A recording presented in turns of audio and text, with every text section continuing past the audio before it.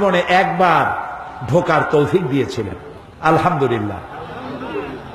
আমার চোখের সামনে অনেক রাজা বাদশা আমার চোখের সামনে ঢুকছে, জীবনে বহুবার আল্লাহ নিয়েছেন। বাইরে দাঁড়ায় এতিমের মতো কাঁদছি যে আল্লাহ এই ঘরটার মধ্যে যদি একবার ঢুকতে পারতাম।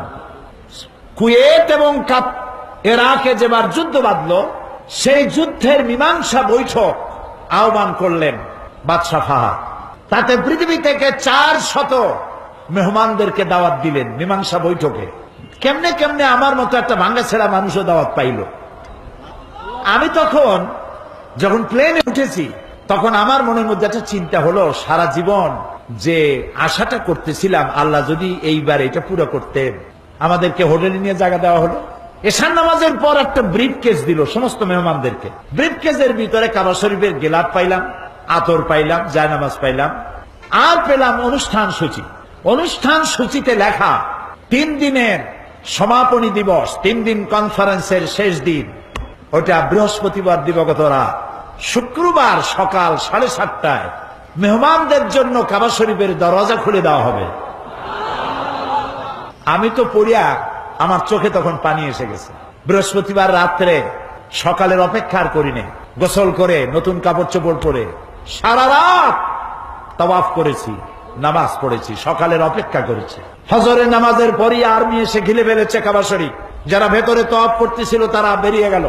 মাতাফের কিছু জায়গা তারা আটকে ফেললো, বাইরের থেকে তাওয়াফ হবে। কাবা শরীফের পাশটা খালি। প্লেনে ওঠার মতো বিরাট সিঁড়ি এসে হাজির হয়ে গেল। আমি তো সারা রাত থেকে তৈরি, আমার চিন্তা আমি আগে উঠব, কিন্তু পারলাম না। তৎকালীন আজাদ কাশ্মীরের প্রেসিডেন্ট সর্দার আব্দুল কাইয়ুম উঠে পড়লেন আগে। 2 নম্বরে উঠলেন রাশিয়া এবং আফগানের যুদ্ধের নেতৃত্ব দিয়েছিলেন আব্দুর রব আস-সাইয়াফ আর-রাসূল। তিনি আফগান মুক্তিযুদ্ধের সর্বাধিনায়ক, তিনি উঠলেন। 3 নম্বরে আল্লাহ তারে গোলামকে চান্স করে দিলেন। ভিতরে ঢুকে তখন তো আর কাবা একদিকে নাই, চারদিকে কাবা। চারদিকে দুরাকাত নামাজ পড়ে আল্লাহর ঘরের মাঝখানে সেজদায় পড়ে গেলাম। প্রায় আধা ঘন্টা জনমের মতো কাঁদলাম, যা মনে আসলো বলতে থাকলাম। হঠাৎ আমার মনে চিন্তা আসলো, আমি বুঝি অন্যান্য মেহমানদের উপরে জুলুম করতেছি, কারণ এই ঘরের মধ্যে 20-22 জনের বেশি লোক ধরে না। তো আমরা যত দেরি করব তাদের উঠতে তত দেরি হবে। তাড়াতাড়ি উঠলাম।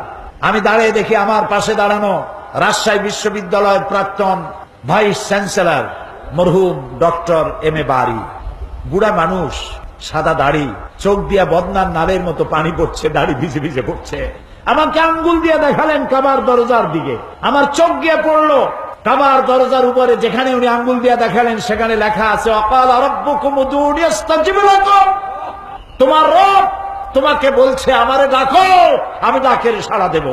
আমি আবারও কাঁদলাম, আল্লাহ আমার কাম আমি করছি, এবার জবাব দেওয়ার মালিক তো তুমি। আল্লাহুম্মা লা তারুদ্দানা খাইবিন।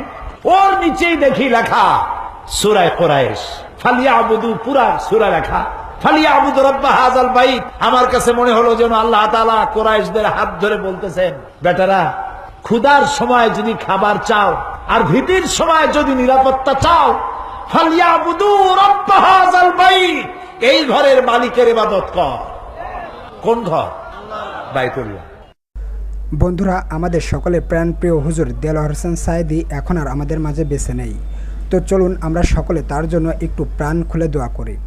হে আল্লাহ, আমাদের সকলের প্রাণপ্রিয় হুজুর দেলোয়ার হোসেন সাঈদীর কবরটাকে জান্নাতে পরিণত করে দিন, আমিন।